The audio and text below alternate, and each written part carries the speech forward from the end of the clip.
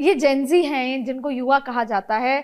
भगत सिंह जी ने युवाओं को अपने साथ लिया और इतिहास गवाह है जब जब युवा किसी भी आंदोलन के साथ जुड़े हैं, जेपी आंदोलन तो सबसे बड़ा उदाहरण है, तो जब जब युवा जुड़े हैं चीजें बदली हैं। लेकिन उस वक्त बात थी देश की आजादी की, आज क्या बात है? जो नेपाल में हुआ वो होना चाहिए था या नहीं था वो नेपाल की जनता जानती है, लेकिन क्या इस तरीके से होना चाहिए था? तो सवाल ये है। हाँ, बता रहा हूँ आपको, चूंकि हमारे पड़ोसी देश हैं, चाहे वह नेपाल हो, चाहे वह बांग्लादेश हो, चाहे वह श्रीलंका हो, जो भी चीज़ें वहाँ पर हुई वह नहीं होनी चाहिए थी।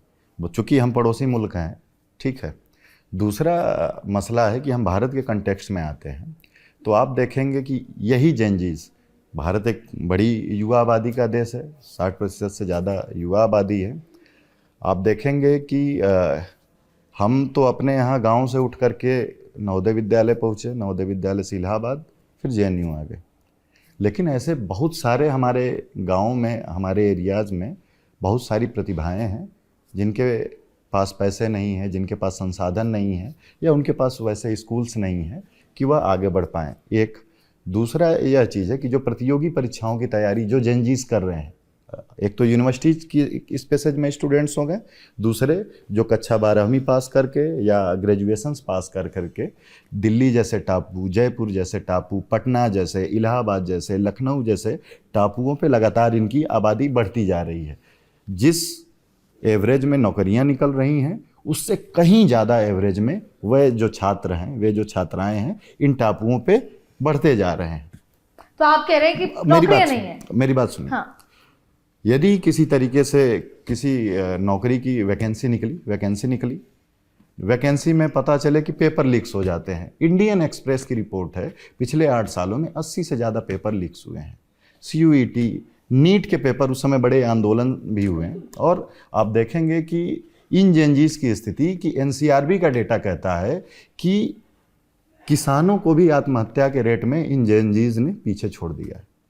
अवसाद। और मैं फिर से आपसे कहना चाहूँगा कि ये जो टापू हैं, इतनी संख्या में ये जो छात्र हैं, जो जेनजीज हैं, आकर के तैयारी कर रहे हैं, और जब इस तरीके की घटनाएं देखते हैं तो अवसाद में जाते हैं। और बम, मैं बता रहा हूँ, ये जो है इन जगहों पर ये बम बन रहे हैं।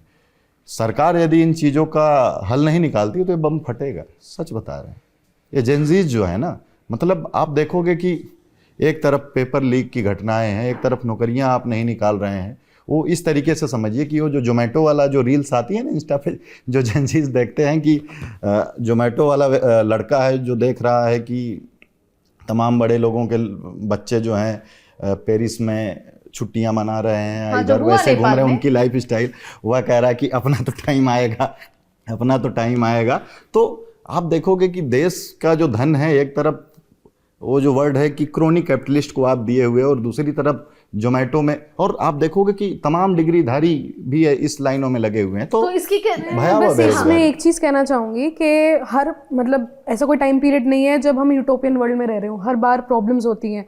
और जैसा कि मेरे से पहले भी चर्चा हुई कि चाहे आज़ादी का आंदोलन हो, चाहे इमरजेंसी के खिलाफ हो, चाहे 2011 का यूथ अगेंस्ट करप्शन वाला आंदोलन हो, उसमें सब में जो यूथ था उसने पार्टिसिपेट करा। और भारत के नहीं, देश दुनिया के इतिहास में भी जब जब रेवोल्यूशन आया यूथ ने पार्टिसिपेट करा है।